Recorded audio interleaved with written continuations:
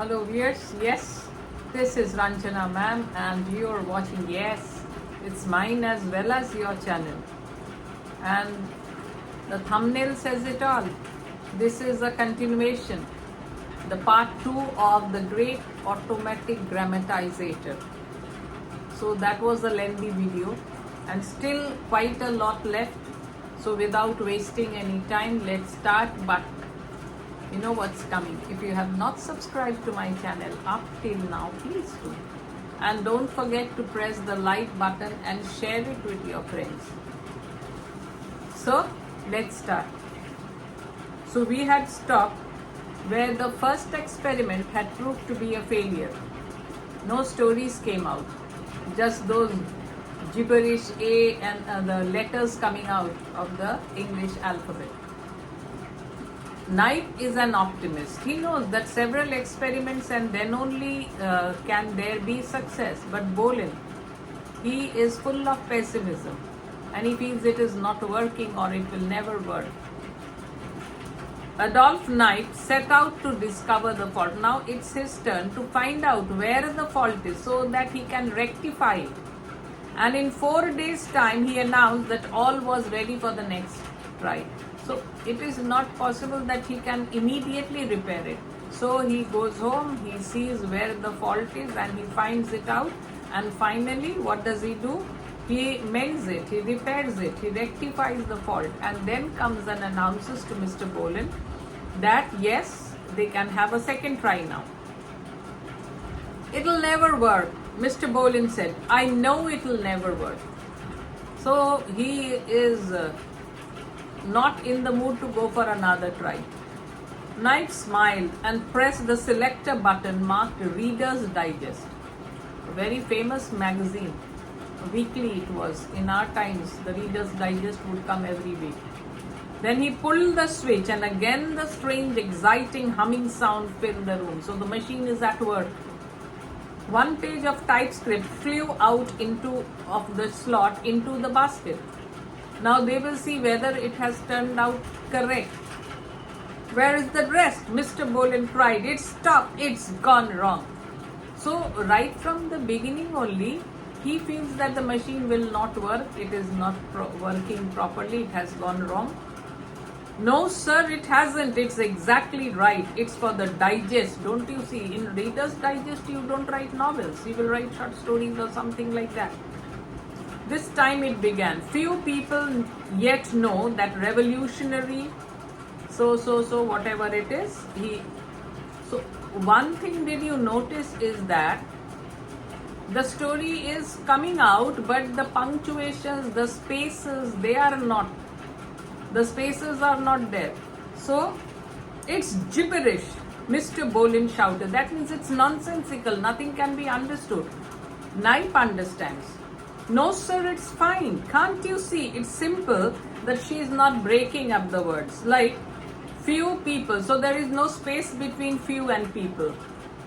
Yet no. So no space. So one after the other, the letters are coming out without any space, without any punctuation. Knipe is able to catch this. It's simply that she is not breaking up the words. That's an easy adjustment. But the story is there. Yes, the story has come out. It's not gibberish like the previous time. Story is there, but you need to space it properly. Look, Mr. Bolin, look, it's all there except that the words are joined together.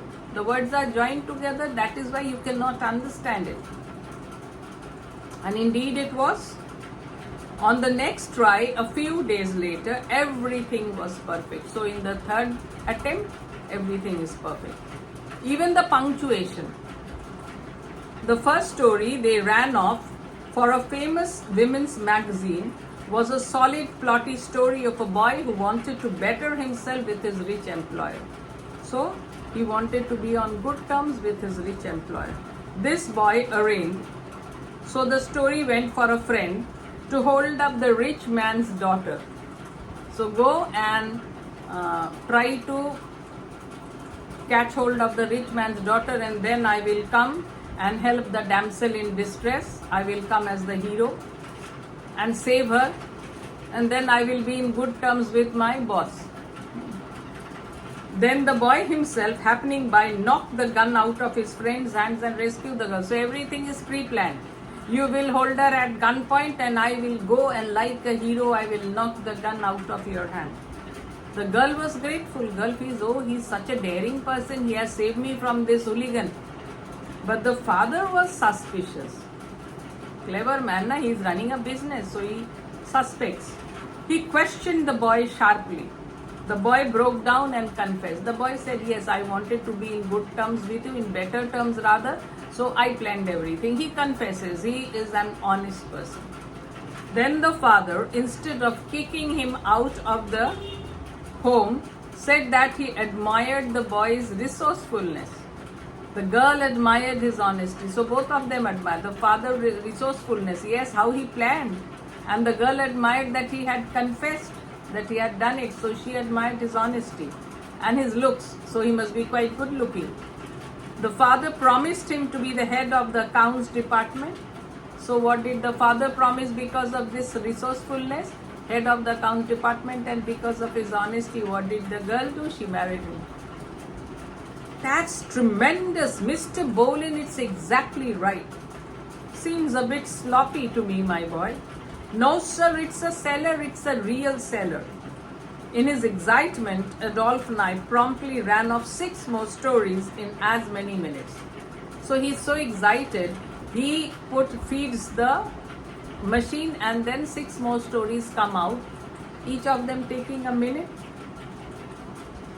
All of them except one, which for some reason came out a trifle lewd, a bit cheap, seemed entirely satisfactory. So of the 6 stories, one of them was a bit cheap, but the others were perfectly okay. Mr. Bolin was now mollified, yes. He agreed to set up a literary, finally he agrees to set up a literary agency in his office downtown and to put Knipe in charge. So Knipe is the head of this literary agency. So he feels, yes, it will bring money. In a couple of weeks, this was accomplished. What was it accomplished? The literary agency was accomplished. Then Knipe mailed out the first dozen stories. So he had already got 6 stories on the first attempt, third attempt rather, and then 6 more stories. Then he starts mailing them out. He put his own name to 4 of them, Mr. Bolin's to 1, and for the others he simply invented names of authors. 4 stories, Adolph Knipe, written by Adolph Knipe. 1, Mr. Bolin, and that means 5, and the remaining 7 stories he created. Or Jack London, something. Jack London is of course a famous writer. So he creates names and puts the names or gives the stories fictitious names. 5 of these stories were promptly accepted. See, while poor Knipe, he went on submitting one story or the other and they were rejected. But the stories created by the machine and sent in bulk, they are being accepted. 5. The one with Mr. Bolin's name on it was turned down with a letter from the fiction editor saying, so no negative one. It is quite, what should we say? It is quite heartening that they don't reject it down and right. So what did the editor say? This is a skillful job, but in our opinion, it doesn't quite come off. We would like to see more of this writer's work. So quite a complimentary note. This one will not doesn't come out very well, but his writing style or something they appreciate and they want more coming up from this author, Mr. Bolin. He has not written only anything. Adolph Knipe took a cab out to the factory and ran off another story for the same magazine. So factory here he is talking of that literary where the machine is. He talks of it as a factory. Factory for what? Factories, they bring out products. So factory for bringing out stories. So he rushes to the factory and brings out another story and he mails to the same magazine. That one they bought, yeah, they accepted that one of Mr. Bolin or under the name of Mr. Bolin. The money started pouring in, yes, their stories are being accepted all written not by them but by the machine, and then they are being paid for it.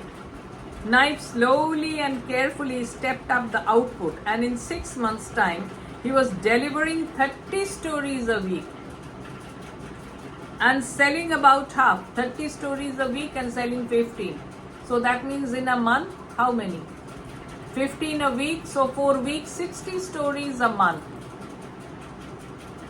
He began to make a name for himself in literary circles as a prolific and successful writer. Oh, Adolph Knipe, he's selling. He's a really prolific writer. So did Mr. Bolin. And Mr. Bolin, who had never any interest in writing, he also becomes a famous writer. He also becomes quite known, although he didn't know it. At the same time, Knipe was building up a dozen or more fictitious persons as promising young authors. Yeah, promising young authors coming with their new stories. So all the names, other than Knipe and Bolin, he creates several budding authors. Everything was going fine. At this point, it was decided to adapt the machine for writing novels as well as stories. They started with stories and now they want to go on for bigger ventures. Now they want to write novels, or the machine to write novels. Mr. Bolin, thirsting now for greater honors in the literary world, insisted that Knipe go to work at once. So yes, Mr. Bolin, without having written a story, is tasting the success. So he wants that, yes, now let us become novelists. At the expense of the machine, let's become novelists. So he tells Knipe, immediately set to job. I want to do a novel. He kept saying, I want to do a novel. The way he's saying, as if he is himself writing the novel. And so will you, sir, and so you will. So why does Knipe pamper him? Because Mr. Bolin is funding. He is giving the money for the experiment and the factory and everything.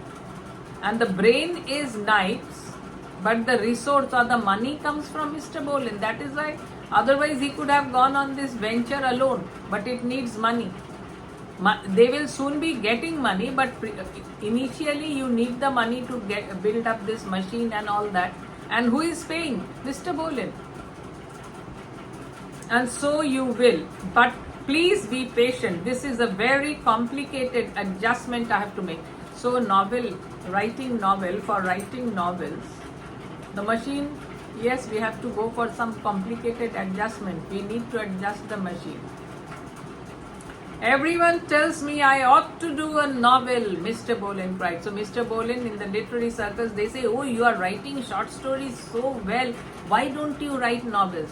So now he's pressurizing Knipe to bring out novels from the machine. All sorts of publishers are chasing me after me day and night, begging me to stop fooling around with stories and to do something really important instead. And what is the really important thing is that writing novels. They feel he's writing stories, the editors feel. So this is not really of your caliber. You can write very great novels. A novel is the only thing that counts, that's what they say. So they say that for an author or for a writer, novel is what matters. So why don't you start writing novels? We are going to do novels, Knipe told him. Just as many as we want. But please be patient. Now listen to me, Knipe. What I am going to do is a serious novel. Something that will make them sit up and take notice. So yes, something which will attract the attention. I've been getting rather tired of the sort of stories you've been putting my name to lately. So he's complaining. The stories which you put on my name, I'm really getting sick of it. As a matter of fact, I'm none too sure you haven't been trying to make a monkey out of me. Now he's complaining. Are you making a fool of me? A monkey, Mr. Bolin? Keeping the best ones for yourself. That's what you've been doing. My goodness. I think he's a very ungrateful man. He's telling that Knipe, you are keeping the best stories for yourself and giving the ones which are not so good. Oh no, Mr. Bolin, no. So this time I'm going to make damn sure I write a high class, intelligent book.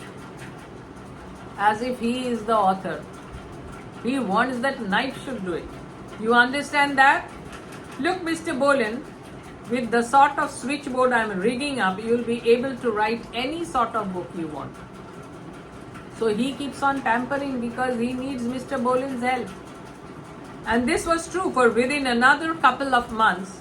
The genius of Adolph Knipe, so he kept on working on the machine further, upgrading it, as you say nowadays, upgrading the machine to suit or to fit in the novel genre. Had not only adapted the machine for novel writing but had constructed a marvelous new control system which enabled the author to pre-select literally any type of plot, any style of writing he desired.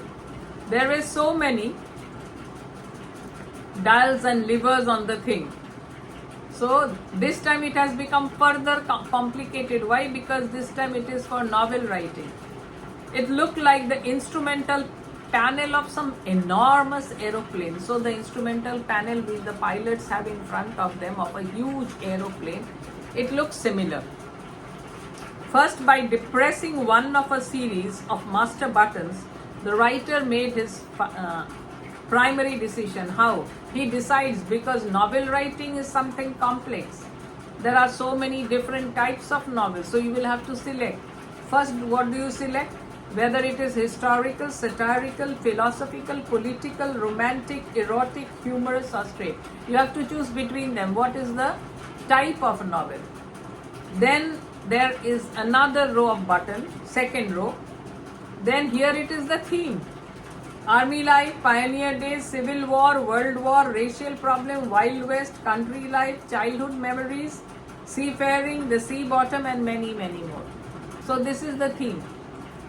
The third row of buttons give a choice of literary style. What style is the novel going to adapt? Classical, whimsical, racy, Hemingway. So are they going to copy Ernest Hemingway's style? Faulkner, Joyce is James Joyce, feminine, etc. That means the feminine style or the masculine style, which style? And the fourth row, for novel, so many alterations needed. It was rather a simple machine for writing short stories, and now it becomes more complex. Fourth row was for characters, the fifth for wordage, and so on and on. So in this way, 10 long rows of pre-selected buttons. But that wasn't all.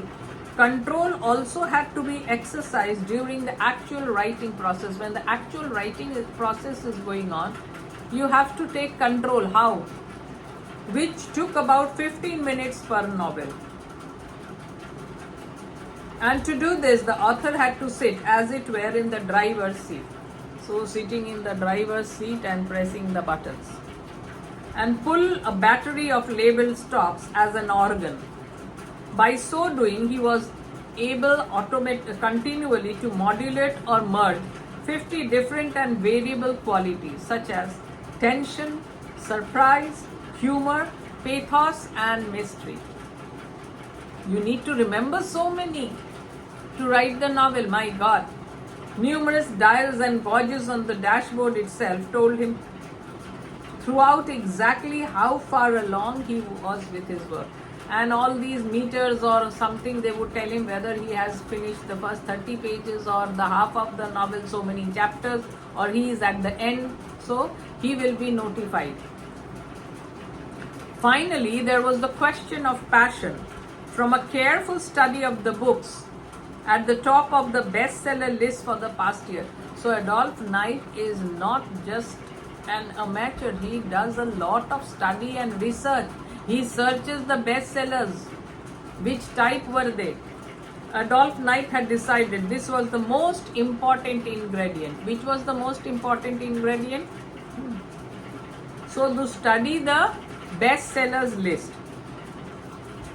A magical catalyst that somehow or other could transform the dullest novel into a howling success.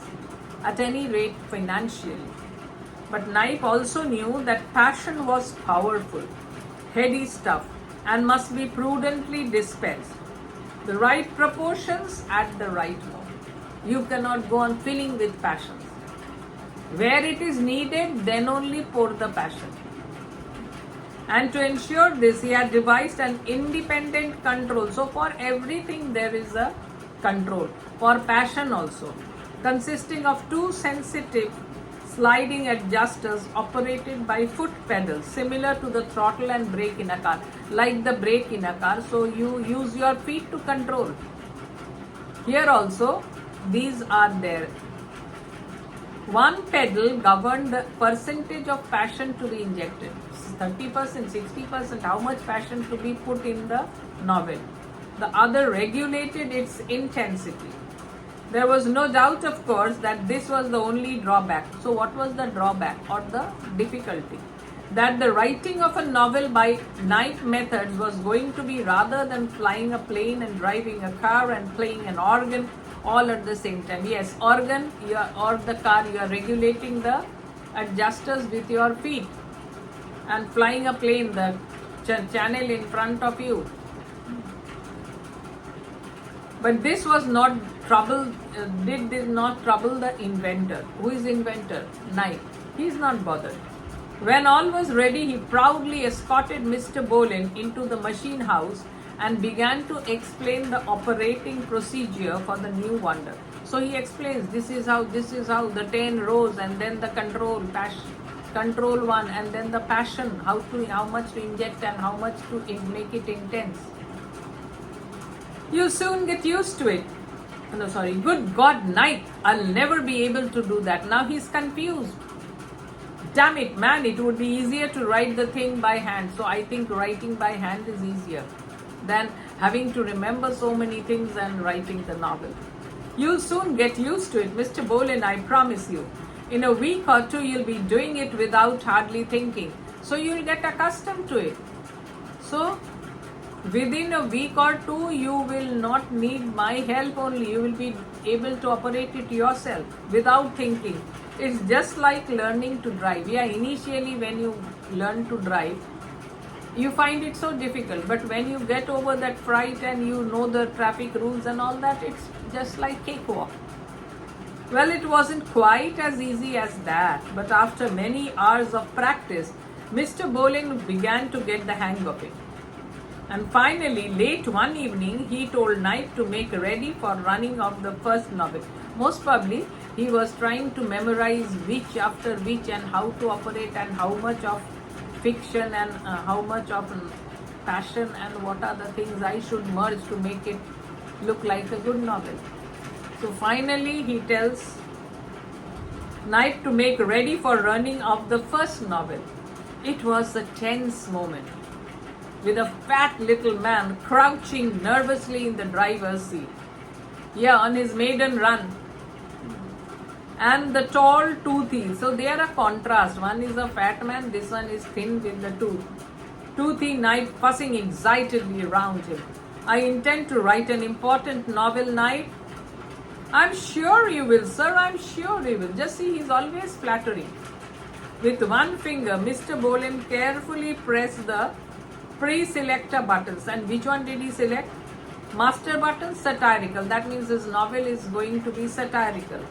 Subject, racial problem. That means the theme. Style, classical. Characters, 6 men, 4 women, 1 infant. Length, 15 chapters. At the same time, he had his eye particularly upon 3 organs stops marked: power, mystery, profundity. Are you ready, sir? Yes, I'm ready. Knipe pulled the switch. The great engine hummed. There was a deep whirring sound from the oiled movement of 50,000 cogs and rods and levers. So I told you it's a very complex machine. Then came the drumming of a rapid electrical typewriter. Cut, cut, cut, cut, cut, cut, cut, cut. Setting up a shrill, almost intolerable clatter. Out into the basket flew the typewritten pages, one every 2 seconds. But what with the noise and the excitement and having to play upon the stops and watch the chapter counter and the pace indicator and the passion god, Mr. Bolin began to panic. He finds this too difficult to handle for me. He reacted in precisely the way a learner driver does in a car. Yeah, learner driver, when he comes in front of a difficult situation, he panics. And that is what he also did, Mr. Bolin. By pressing both feet hard down on the pedals and keeping them there until the thing stopped. Congratulations on your first novel, Knipe said, picking up the great bundle of typed pages from the basket. Little pearls of sweat were oozing out all over Mr. Bolin's face, so sweat drops pouring. It sure was hard work, my boy. But you got it done, sir, you got it done. Let me see it tonight. How does it read? He started to go through the first chapter, passing each finished page to the... So he reads and he passes to the younger man, means Knipe. Good heavens, Knipe, what's this? Mr. Bolin's thin purple fish lip was moving slightly as he mouthed the words. His cheeks were beginning slowly to inflate. He's trying to pronounce some word. But look here, Knipe, this is outrageous. I must say, it's a bit fruity, sir. Fruity, it's perfectly revolting. I can't possibly put my name to this. No, I will not put my name on this. It's quite revolting. Quite right, sir, quite right. Knipe, is this some nasty trick you've been playing on me? Oh, no, sir, no. It certainly looks like it. You don't think, Mr. Bolin, that you might not have been pressing a little hard on the passion control button. So because he has been pressing the passion control buttons too hard, a lot of passion has come and now he doesn't like the outcome of it. My dear boy, how should I know? The fault is yours. You have pressed the passion control one too hard. My dear boy, how should I know? Why don't you try another? So try another novel. So Mr. Bolin ran off. So first one he doesn't approve. Ran off a second novel, and this time it went according to plan, as he had wished. Within a week, the manuscript had been read and accepted by an enthusiastic publisher. So an enthusiastic publisher, he reads it and he accepts it. So no rejection coming. Knipe followed with one in his own name, then made a dozen more for good measure. So first novel, Mr. Bolin. Second one, Knipe. And then he creates a dozen more stories.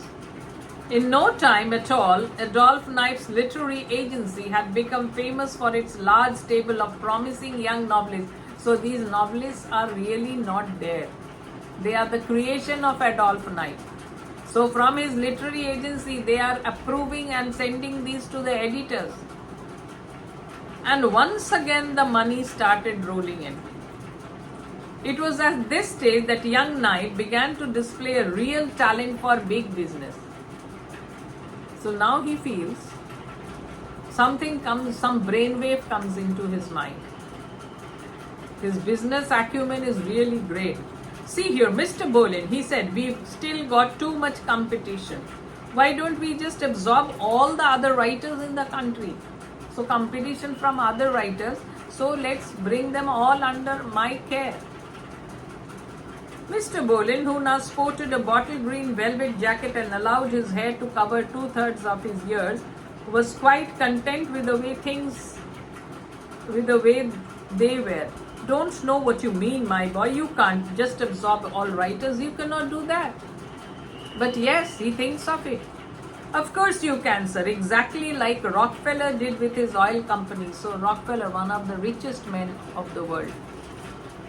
Simply buy them out, and if they won't sell, squeeze them out. So either offer them money and buy their things, oil company, or then squeeze them. It's easy. Careful, Knipe, be careful. So he is not ready to take the risk, but Knipe is. I've got a list here, sir, of 50 of the most successful writers. So he has already prepared a list of 50 most successful writers. Now he will go and offer them money and say, you don't have to write anything from now onwards. We will write the story and you just lend us the name. So this is his plan. Then there won't be competition. The stories which will come under the name of the great authors, or the stories which he is pushing under the name of new writers from his machine, all will be the same running. So And what I intend to do is to offer each one of them a lifetime contact with pay. So I will promise them a lifetime contact that you don't have to, you will just sit tight and accept the money. We will give you a lifetime amount. All they have to do is undertake never to write another word. That is how he's buying them. And of course, to let us use their names on our own stuff. So up till now, he had been using the fictitious names he had created.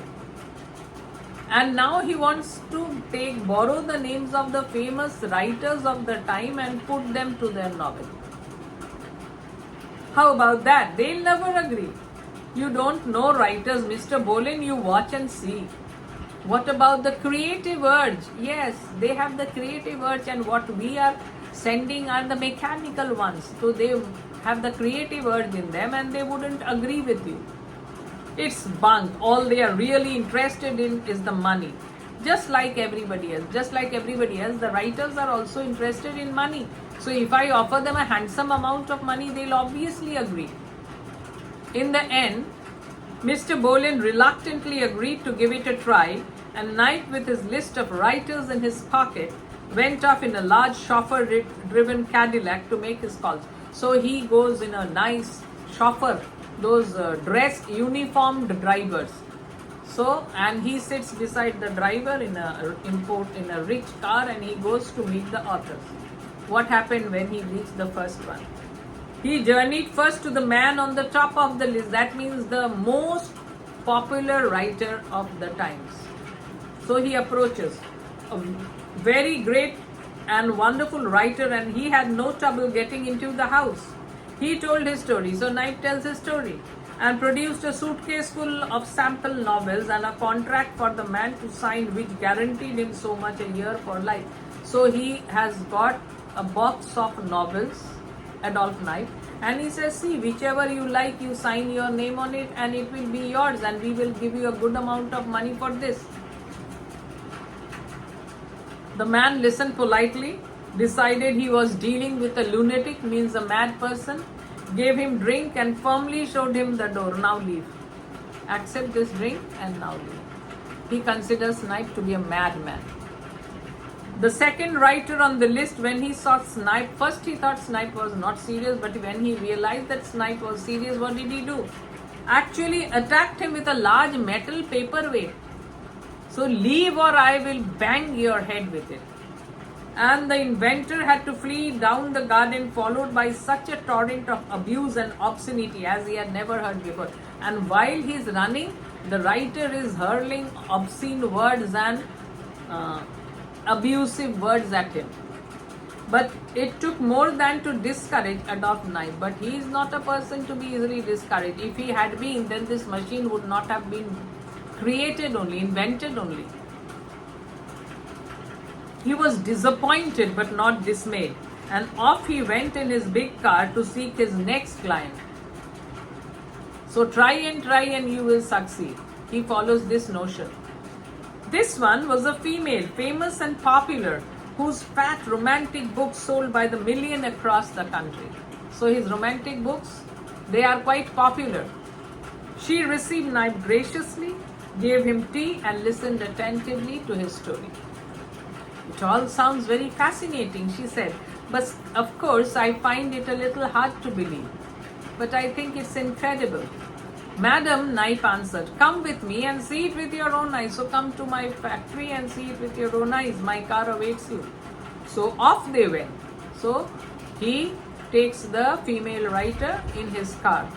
And in due course, the astonished lady was ushered into the machine house where the wonder was kept, that great automatic grammatizator was kept. So she is taken there. Eagerly, Knipe explained its workings, and after a while, he even permitted her to sit in the driver's seat and practice with the buttons. Madam, why don't you go for a trial? Why don't you sit here and see? All right, he said suddenly. Do you want to do a book now? Oh yes, she cried, please. She was very competent and seemed to know exactly what she wanted. She didn't take it long to master those 10 rows. She made her own pre-selection, then ran off a long, romantic, passion-filled novel. She read through the first chapter and became so enthusiastic she signed on the spot. That's one of them out of the way. So one famous writer out of the way. He has bought her. Knipe said to Mr. Bolin afterwards, a pretty big one too. She's quite a popular. She's number 3 in the list. Nice work, my boy. And you know why she signed? Why? It wasn't the money. She's got plenty of that. She's got plenty of money. So she didn't sign it because she wanted money. Why? Because she felt that these stories were better than what she had written.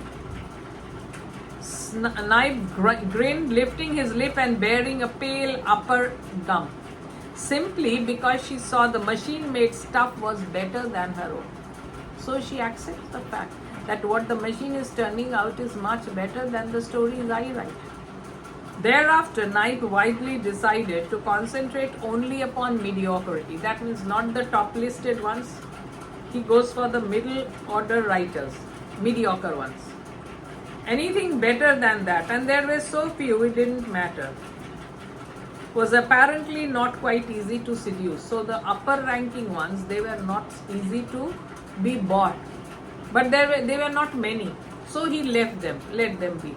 So he goes maybe for from rank number 20 to 50, leaving the first 20 out.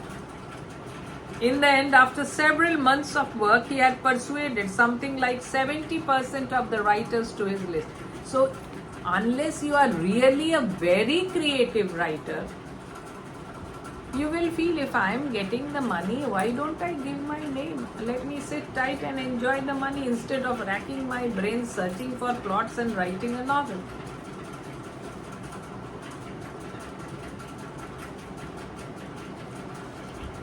He found that the older ones, those who were running out of ideas and had taken to drink, were the easiest to handle. Yeah, many writers, they have turned old.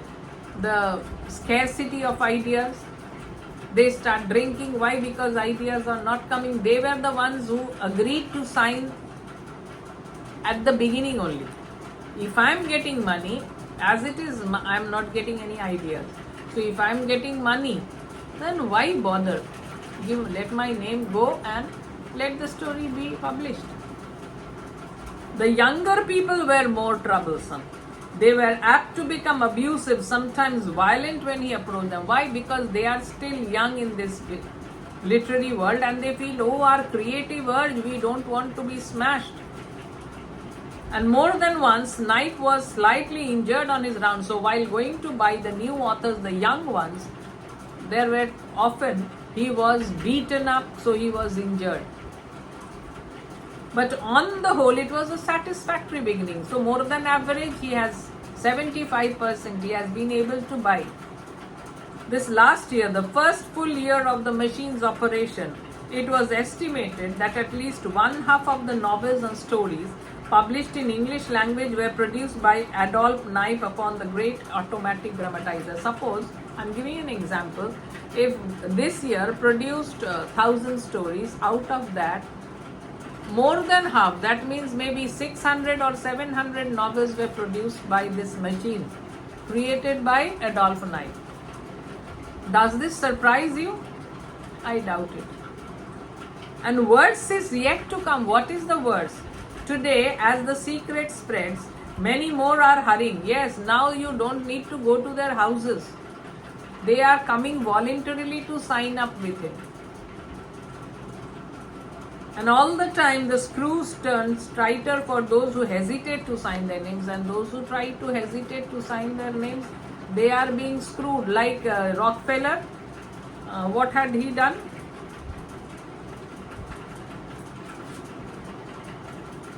Simply buy them, and if they won't sell, squeeze them. So this is what Knipe is doing. He is either buying them, and if they are not ready, he is squeezing them. So times are getting difficult for these who are not signing the contract. This very moment, so this author, not of course Roald Dahl, the narrator, he is the one who has not agreed to sell himself. So what is his situation? So others are living in luxury. because they are paid by Knipe. But what about this writer? This very moment as I sit here listening to the howling of my 9 starving children in the other room. So he has 9 children and they are starving. Why? Because he doesn't have the money to feed them. And yet he doesn't want to sign the contract. I can feel my own hand creeping closer to that golden contract that lies over on the... So he has also been given a contract and told to think over it. So yes, I give you time, think over it, and if you feel happy with it, you can sign it. So he feels my hand is going closer, but then he has the power to resist the temptation. This is the temptation. Give us strength, O Lord, to let our children starve. So that means he has decided not to sign the contract because he thinks this is unethical. You are not writing, but it is being published in your name. And people think it is you who have written it and they will buy it. No, this is not ethical.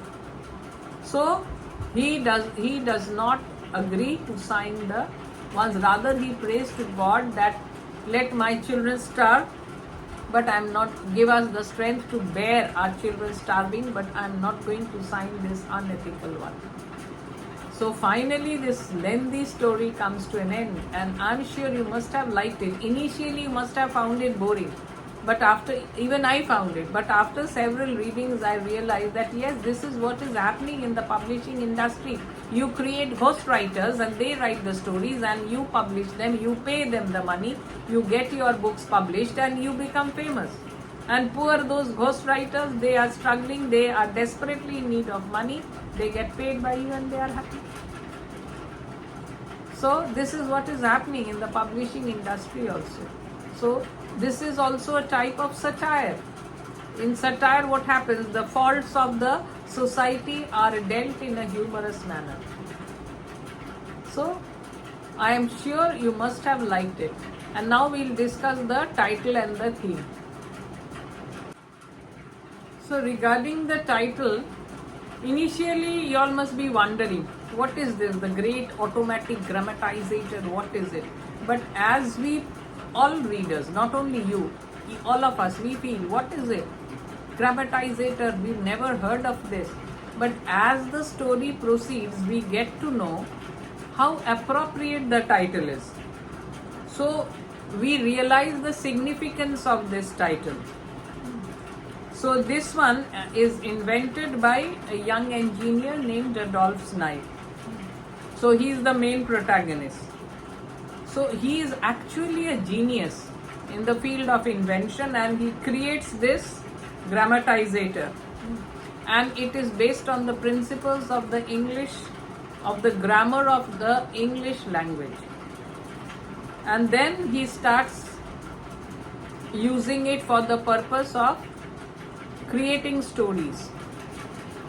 And what a success it becomes. With the help of this machine, he is able to create stories in bulk. And this story is also written as a satire. Why? To point out or highlight the commercial and unethical practices which are involved in the writing of stories. So this is on the background, this is what happens. That is why you will find some writers, they write any bullshit and their works are published. And a new writer is struggling hard to get a name. But once or twice if your stories are published, then there won't be any problem. One of the famous writers, Amish Tripathi. So he said that 26 rejections he faced, and then only that Naga one, I don't remember the name, I have it, the storybooks are there, but I'm forgetting the name.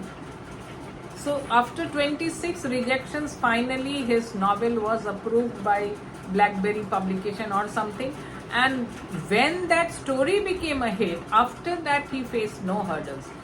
Then it happened that before he wrote his stories, he was given advance money to write. So how things change. And the style, what is the style? So here the third person is the narrator. He is telling us of the two men and their doings.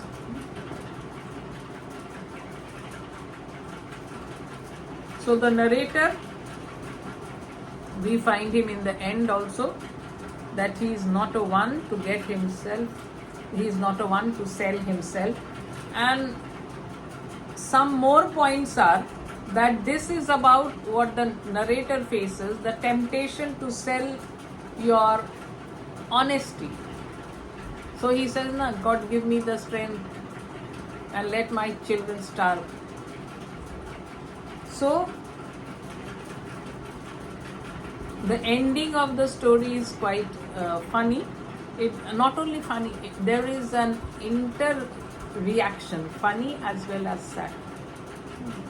So adds a moral message. So this speaker is a young struggling author. His works are rejected. That is why his children are starving. So this contract is supposed to be as if a golden contract for him. But he resists the temptation to get bought. Whereas many authors, they happily sign it. And the old ones who are running out of ideas, they also. And there are many more who are running. Why? Because they will get name, they will get money. You don't have to do, you just have to sit and allow your name on the story, and then yes, you get a money. So to them ethics doesn't matter, but to this struggling author the ethics matters. Rather see my children starve, die on account of hunger, but I will not bow down before dishonesty. So I think this is a moral, a lesson, that even if the whole world is doing something, that doesn't mean that they are doing right.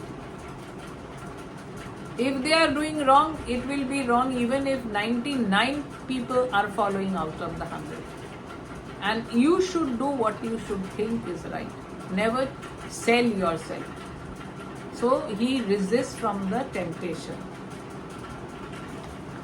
So I think I've explained it to you very lucidly, and waiting for your comments. You all don't comment. I know I'm a bit late. I told you why, because of my husband's illness. Now that he has gone, I have time left.